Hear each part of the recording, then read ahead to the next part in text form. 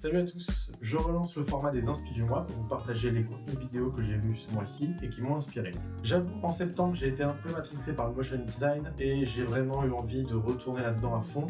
Donc j'ai 3 vidéos qui parlent de motion design à vous partager, mais elles sont toutes les 3 très différentes, ne vous inquiétez pas. On commence avec une vidéo de Motion XP qui essaie d'intégrer l'IA générative dans son workflow de motion design, avec un objectif très simple, identifier les usages et les limites, ce qui fonctionne et ce qui ne fonctionne pas. Vous noterez dans la vidéo qu'il n'envisage à aucun moment d'utiliser à 100% l'IA générative pour ses créations. Le travail humain reste la clé, l'IA est seulement un outil, une étape dans le processus de travail. Et je pense que c'est la position raisonnable. Se reposer sur l'IA à 100%, c'est une énorme erreur. L'IA peut être utile uniquement si elle sert en étape préparatoire pour gagner du temps sur des tâches fastidieuses, comme il le fait, et c'est pour moi la bonne méthode.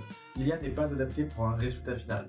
En revanche, comme il le fait pour explorer des possibilités, pour gagner du temps sur des travaux qui ne seront pas finaux, des ébauches par exemple, c'est un bon outil pour explorer des possibilités. Mais elle est très mauvaise pour obtenir des résultats finaux qui sont de la qualité qu'on peut attendre d'un travail professionnel. D'ailleurs, la vidéo le montre assez bien. Les résultats qu'il obtient sont très inégaux. Pour un travail d'ébauche, c'est pas mal, mais pour un résultat final, ce serait dans de nombreux cas absolument inacceptable pour un client. On passe à la seconde vidéo qui elle est de Paul Yamat, et elle m'a un peu retourné le cerveau.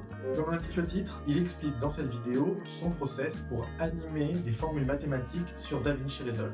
Alors, je ne suis pas très bon en maths, donc j'étais un peu largué par moments. Par contre, le tuto est extrêmement clair et j'aurais eu aucune difficulté à le reproduire et à réappliquer sa méthode. C'est hyper clair et si jamais j'ai un projet demain qui nécessite d'animer des formules mathématiques, au lieu d'être complètement perdu de ne pas savoir comment faire, est-ce que j'aurai besoin de cette technique un jour? Je ne pense pas. Mais au moins, si un jour j'ai besoin d'animer des formules mathématiques pour avoir un résultat vraiment précis, très strict, eh bien j'ai un tuto parfait pour le reprendre et ça, c'est énormément de temps gagné à l'avenir. Ok, la dernière vidéo, elle vient d'un youtubeur qu'on ne présente plus, Ben Marriott, un motion designer connu et reconnu pour ses contenus de grande qualité sur motion design. Dans cette vidéo, il nous anime une goutte d'eau avec 3 niveaux d'animation différents, mais en réalité, c'est surtout 3 styles très différents et tous très intéressants. Personnellement, j'ai surtout préféré le deuxième, qui est, je trouve, le plus stylé, et celui qui colle le mieux avec mon esthétique et ce que moi j'aime bien, mais chacun y trouvera son compte. C'est de toute façon très intéressant de voir comment il utilise et mélange différents outils, un très bon rappel de comment on peut combiner des éléments ensemble pour obtenir des résultats créatifs.